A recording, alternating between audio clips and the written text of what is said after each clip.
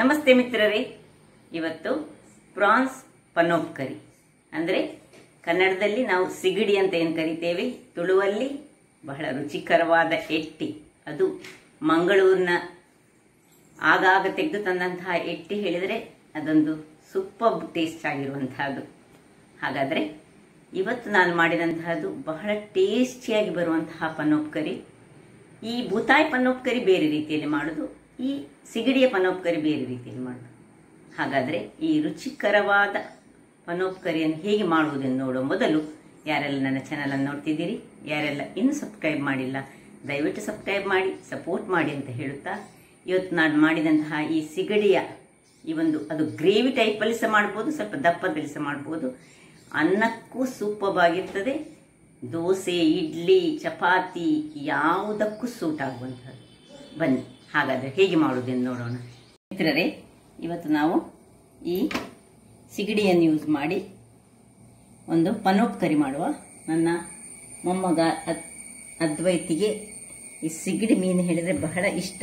ಅವನು ಇಂಡಿಯಾಕ್ಕೆ ಬಂದಾಗ ಯಾವಾಗಲೂ ಈ ಸಿಗಡಿ ಮೀನು ಮಾಡಬೇಕಂತ ಹೇಳ್ತಾನೆ.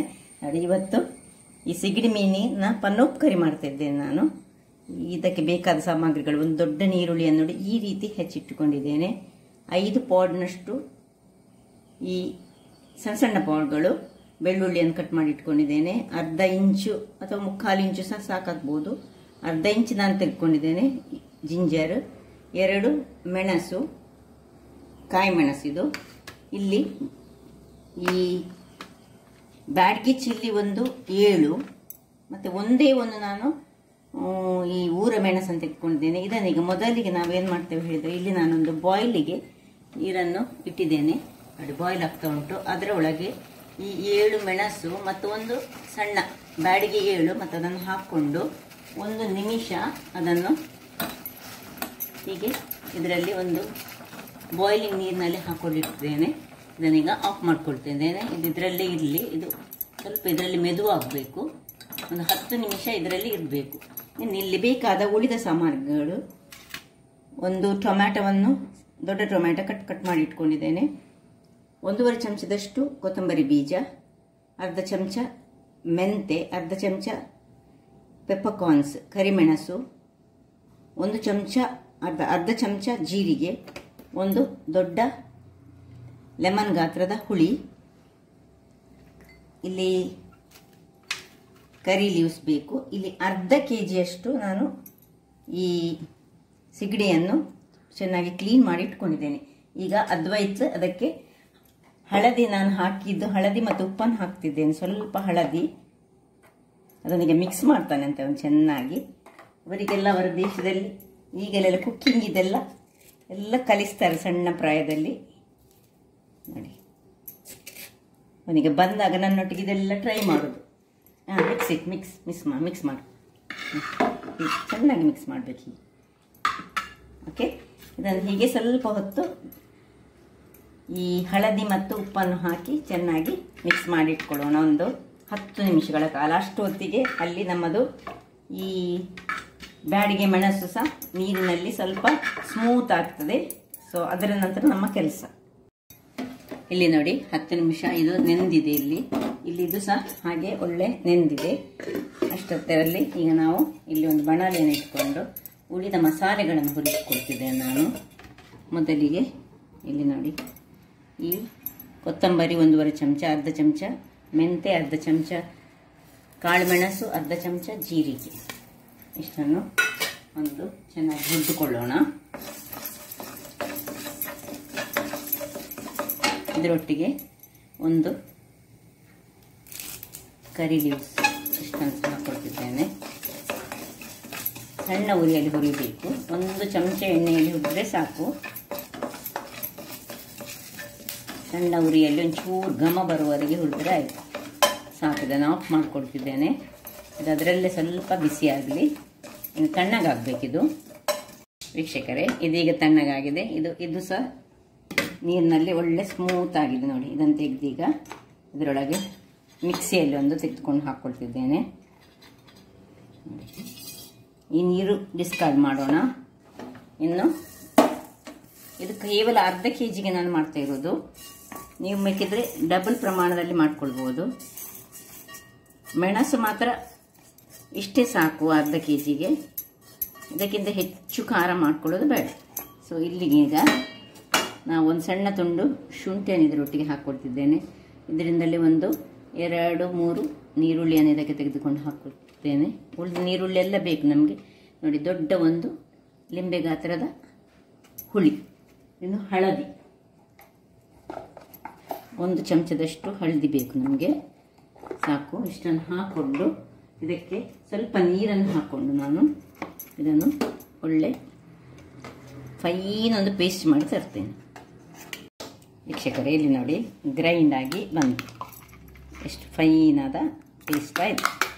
ಈಗ ಇಲ್ಲಿ ನಾನೊಂದು ಮಡಿಕೆಯನ್ನು ಇಟ್ಟುಕೊಂಡಿದ್ದೇನೆ. ಇದಕ್ಕೆ ಒಂದು 5-6 ಚಮಚಗಳಷ್ಟು ನಮಗೆ ಎಣ್ಣೆ ಬೇಕು. ಇದಕ್ಕೆ ಸ್ವಲ್ಪ ಎಣ್ಣೆ ಜಾಸ್ತಿ, ತೆಂಗಿನ ತುರಿ ಹಾಕಲಿಕ್ಕಿಲ್ಲಲ್ಲ, ಅದರಿಂದಾಗಿ ಒಂದು 6 ಚಮಚದಷ್ಟು ಎಣ್ಣೆಯನ್ನು ಹಾಕ್ಕೊಂಡಿದ್ದೇನೆ ನಾನು.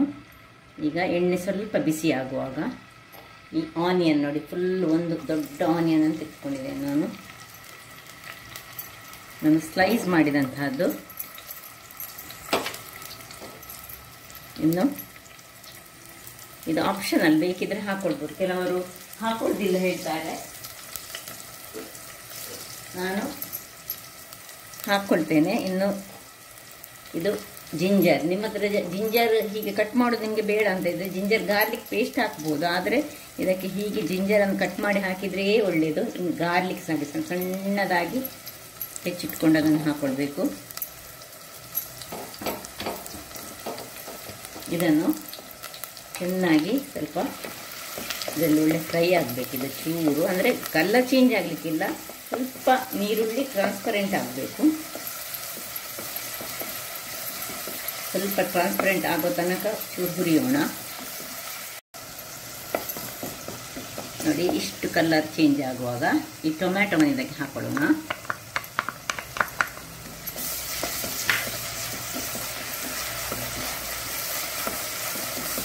ಟೊಮ್ಯಾಟೊಗೆ ಸ್ವಲ್ಪ ಒಂದು ಕಲ್ಲಿನಷ್ಟು ಉಪ್ಪನ್ನು, ನಾನು ಇಷ್ಟೇ ಉಪ್ಪನ್ನು ಹಾಕ್ಕೊಳ್ತಿದ್ದೇನೆ. ಯಾಕೆ ಹೇಳಿದರೆ ಅದು ಬೇಗ ಚೂರು ಬಾಡಲಿ ಹೇಳಿ. ಸ್ವಲ್ಪ ಬಾಡುವಾಗ,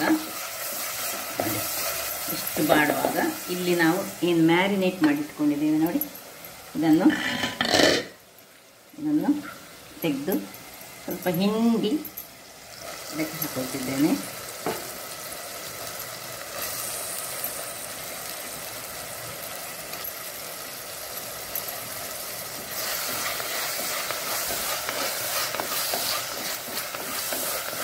ಹೀಗೆ ಸ್ವಲ್ಪ ಹೊತ್ತು ನಿಧಾನಕ್ಕೆ ತಿರುಗಿಸ್ಕೊಳ್ಳೋಣ.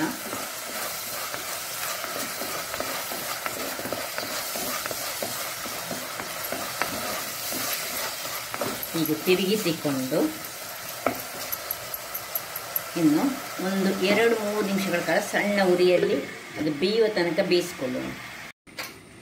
ವೀಕ್ಷಕರೇ, 1-2 ನಿಮಿಷಗಳ ಬಳಿಕ ನೋಡಿ, ಸ್ವಲ್ಪ ನಾನು ಉರಿಯನ್ನು ದೊಡ್ಡದು ಮಾಡಿಕೊಂಡೆ. ಒಮ್ಮೆ ನಾವು ಚೆಕ್ ಮಾಡ್ಕೊಳ್ಳೋಣ ಇದು ಬೆಂದಿದ ಅಂತ. ಸಪೋಸ್ ಬೆಂದು ಇದ್ದರೆ ಮಾತ್ರ ನಾವೀಗ ಮಸಾಲೆ ಹಾಕಲಿಕ್ಕೆ ಉಂಟು. ಸ್ವಲ್ಪ ನನಗೆ ಬೆಂದದ್ದು ಕಮ್ಮಿ ಅಂತ ಕಾಣ್ತದೆ. ನೋಡುವ, ಸ್ವಲ್ಪ ಉಪ್ಪನ್ನು ಹಾಕ್ಕೊಳ್ತಿದ್ದೇನೆ ಇದಕ್ಕೆ. ಉಪ್ಪನ್ನು ಹಾಕ್ಕೊಂಡು ಸ್ವಲ್ಪ ತಿರುಗಿಸ್ಕೊಳ್ತೇನೆ. ನೋಡಿ, ನಾವೇನು ನೀರು ಹಾಕ್ಕೊಳ್ಳಿಲ್ಲ, ಇದು ಎಣ್ಣೆಯಲ್ಲಿ ನೋಡಿ, ಎಣ್ಣೆ ಮತ್ತು ಅದರದ್ದೇ ಬಿಟ್ಟ ನೀರಿನಲ್ಲಿ ಬೇಯ್ತಾ ಉಂಟು. 1 ನಿಮಿಷ ಇನ್ನೊಮ್ಮೆ ಬೇಯಿಸ್ಕೊಳ್ತೇನೆ. ವೀಕ್ಷಕರೇ ನೋಡಿ, ಈಗ ಇದು ಬೆಂದಿತ್ತು. ಈಗ 1 ನಿಮಿಷದ ಬಳಿಕ ನಾನು ತೆಗೆದುಕೊಂಡದ್ದು. ಇದು ಒಳ್ಳೆ ನೋಡಿ ಗೊತ್ತಾಗ್ತದೆ ಬೆಂದಿದೆ. ಈಗ ನಿಮ್ಮಲ್ಲಿ ನಿಮ್ಮ ಸಣ್ಣ ಸಣ್ಣ ಮಕ್ಕಳೆಲ್ಲ ಇದ್ದರೆ ಅವರು ತುಂಬ ಖಾರ ತಿನ್ನಲಿಕ್ಕೆ ಇಷ್ಟಪಡೋದಿಲ್ಲ. ಹಾಗಾದರೆ ನೋಡಿ, ಹೀಗೆ ಸ್ವಲ್ಪ ಅವರಿಗೆ ಕೆಲವು ಹೀಗೆ ತೆಗೆದುಕೊಂಡು ಇಟ್ಕೊಂಡು ಬಿಡಿ. ಅದರೊಟ್ಟಿಗೆ ಸ್ವಲ್ಪ ಅದರ ನೀರನ್ನು ಸಹ ಸ್ವಲ್ಪ ತೆಗೆದುಕೊಂಡು, ಮಕ್ಕಳಿಗೆ ಬೇಕಿದ್ರೆ ಸಣ್ಣವರು ಖಾರ ಹೆಚ್ಚು ತಿನ್ನದವರಿಗೆ ಹೀಗೆ ಖಾಲಿ ತೆಗೆದುಕೊಂಡು ಸಹ ಮಾಡ್ಬೋದು. ಇದು ಒಳ್ಳೆ ರುಚಿಯಾಗಿ ಬರ್ತದೆ. ಉಪ್ಪನ್ನು ನೋಡಿಕೊಂಡ್ರೆ ಅದು ಬೆಂದ ಮೇಲೆ ತೆಗಿಬೇಕು. ಈಗ ಇಲ್ಲಿ ಪುನಃ 2 ಕಾಯಿ ಮೆಣಸನ್ನು ಹಾಕ್ಕೊಳ್ತಿದ್ದೇನೆ ನಾನು.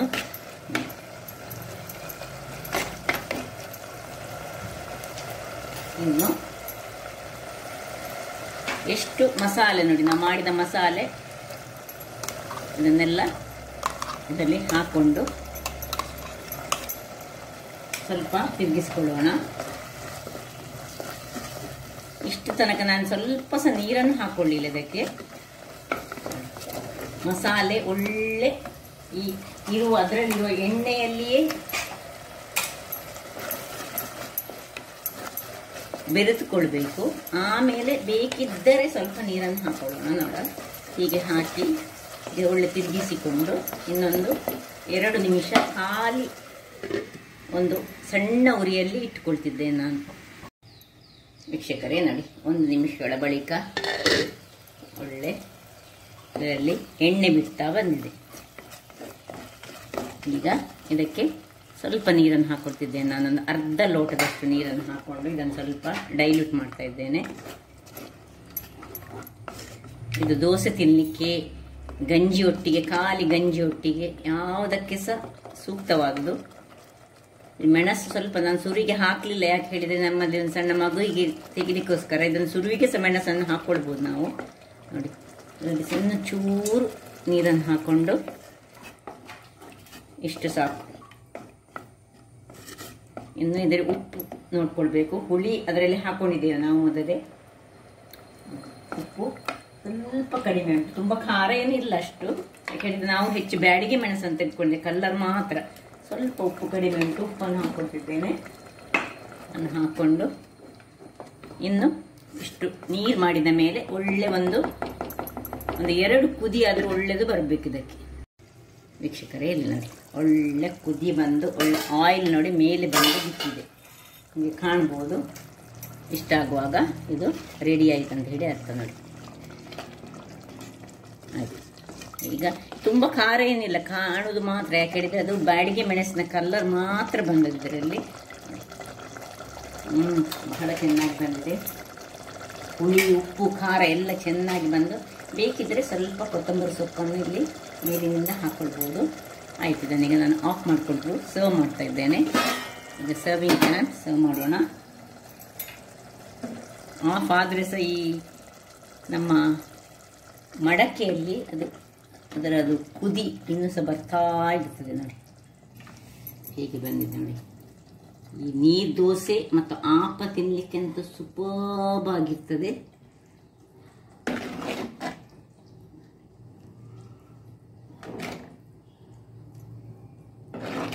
ರುಚಿಕರವಾದ ಮಂಗಳೂರು ಶೈಲಿಯ ಒಂದು ಸಿಗಡಿಯ ಪನೋಪ್ ಕರಿ.